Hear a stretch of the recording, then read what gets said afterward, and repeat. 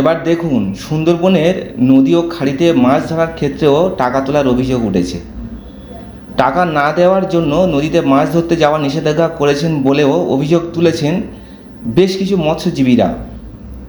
তারই প্রতিবাদে গতকাল দক্ষিণ সুন্দরবন মৎস্যজীবী এবং মৎস্য কর্মচারী ইউনিয়নের ডাকে বন বিভাগের চুলকাটি ক্যাম্পের সামনে সুন্দরবনের বিভিন্ন এলাকায় কয়েক হাজার মৎস্যজীবীরা প্রায় 500টি নৌকা নিয়ে এসে ডেপুটেশন ও অবস্থান বিক্ষোভ কর্মসূচি পালন করেন। সেই ডেপুটেশনে দাবি তোলেন সরকারি ঘোষণা অনুযায়ী বাঘ, কুমির, হিংস্র জন্তু এবং প্রাকৃতিক দুর্যোগের দ্বারা মৃত মৎস্যজীবী পরিবারের একজনকে সরকারি চাকরির ব্যবস্থা করতে হবে। আমরা সরাসরি শুনব সংগঠনের সহসভাপতি অমল সাহা কি বলছেন। হ্যালো, হ্যাঁ বলছি, দুয়ারের সংবাদ থেকে ফোন করছি। এটা দীর্ঘদিন ধরেই ওরা চালাচ্ছে, দেয়নি বলতে ব্যাপারটা এরকমই।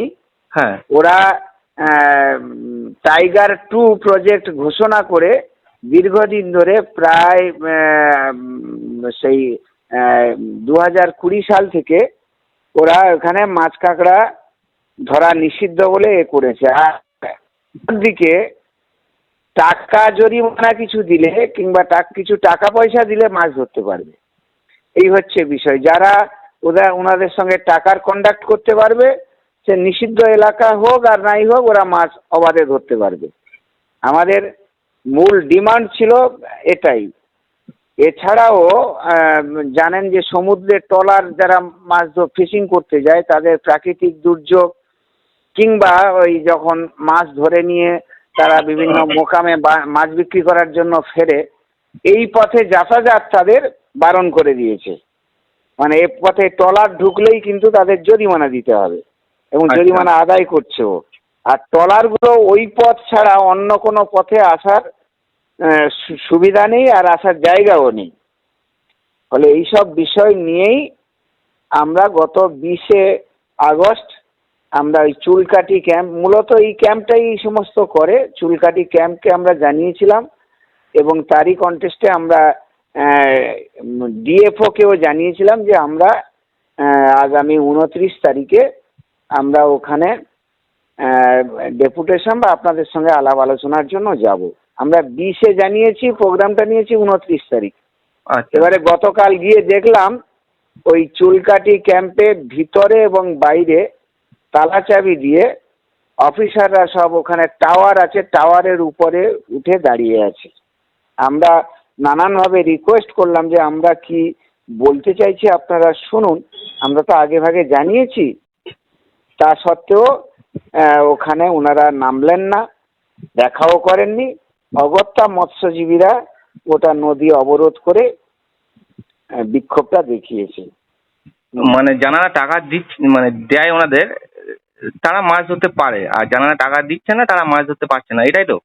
হ্যাঁ, এবং এটা বলেছেন টাইগার 2 মানে নিষিদ্ধ এলাকা। আমাদের প্রশ্ন হচ্ছে, নিষিদ্ধ এলাকায় তাহলে সবাই কেউ মাছ ধরতে পারবে না, তাহলে টাকার বিনিময়ে টাকা দিলে তখন নিষিদ্ধ এলাকা হচ্ছে না, টাকা না দিলে নিষিদ্ধ এলাকা হচ্ছে। এইটার কারণটা কি, এটা আমরা আলোচনার জন্যই গতকাল গিয়েছিলাম এবং ওখানে প্রচুর মহিলা মৎস্যজীবীও ছিলেন।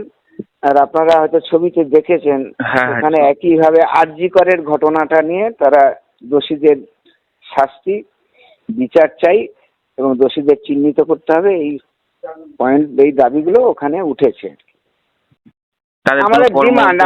আমাদের ডিমান্ড হচ্ছে, আপনারা নিষিদ্ধ এলাকা ঘোষণা করে মাছ ধরতে দেবেন না, তা মৎস্যজীবী যারা বংশানুক্রমে যারা মাছ কাঁকড়া ধরে, তাদের ক্ষেত্রে আমরা বলছি আচ্ছা ঠিক আছে, মাছ ধরতে দেবেন না, তাহলে এদের স্থায়ী চাকরির ব্যবস্থা আপনারা করে দিন। তা নাহলে এরা খাবে কোথায়, কি করবেটা কি, করবেটা কি? এদের তো বংশানুক্রমে এদের জীবিকা এটাই।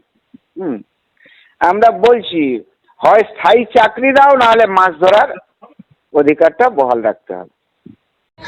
প্রায় 1000-এর অধিক মৎস্যজীবীরা এসছি, তাদের মাছ ধরা নৌকো সহ এখানে এসছি, বিশেষত চুলকাটি ক্যাম্পে। এই ক্যাম্প এরিয়ার মধ্যে এখানকার অফিসাররা মৎস্যজীবীদের মাছ ধরতে এলে জরিমানা দিতে হবে, জঙ্গলের ধারে মাছ ধরতে হলে টাকা দিতে হবে, না হলে এখানে মাছ ধরতে পারবে না। এই সমন জারি করেছে, যার প্রতিবাদে আমরা south Sundarban fisherman and fish workers ইউনিয়নের পক্ষ থেকে আজকের এখানে আমরা ডেপুটেশন দিতে এসেছিলাম। আমরা এই ঘটনাটা ওনাদেরকে জানাই। গত 20শে আগস্ট আমরা লিখিতভাবে ওনাদের জানাই যে এখানে মৎস্যজীবীদের মাছ ধরার ক্ষেত্রে নানান সমস্যার সৃষ্টি হচ্ছে, যেগুলো নিয়ে আলাপ আলোচনার মধ্যে দিয়ে আমরা একটা সমাধান সূত্র বের করতে চাই। সেই উদ্দেশ্যেই আমরা আজকের 29 তারিখ এসেছিলাম। এসে দেখলাম খুবই দুঃখের বিষয়, ভিতরে এবং বাইরে গেটে তালা দেওয়া। ওনারা মৎস্যজীবীদের সঙ্গে বসতেও রাজি নয়। এটা কোন সৌজন্যবোধের পরিচয়?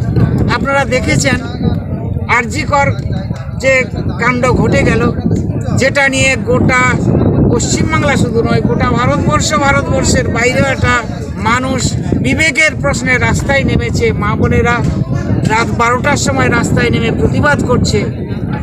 এই জিনিস হচ্ছে। আজকেরও আপনারা দেখলেন এখানে মহিলারা এখানে প্লাকার্ড নিয়ে এসছে, we want for justice for RG Kar, এই সমস্ত নিয়ে এসছে। কিন্তু আজকের এরকম একটা মানবিক প্রশ্নে আমরা এখানে এসছি যে অফিসাররা আমাদের সঙ্গে দেখা করবেন, কিন্তু আপনারা দেখলেন, আপনারা সাংবাদিক দেখছেন যে ভিতরে বাইরে উভয় জায়গায় তালা দেওয়া, আর অফিসাররা টাওয়ারের ওপর বসে উঁকি মেরে দেখছে কি ঘটনা ঘটছে। আগামী দিনে কি বৃহত্তর কোনো আন্দোলন যাবে?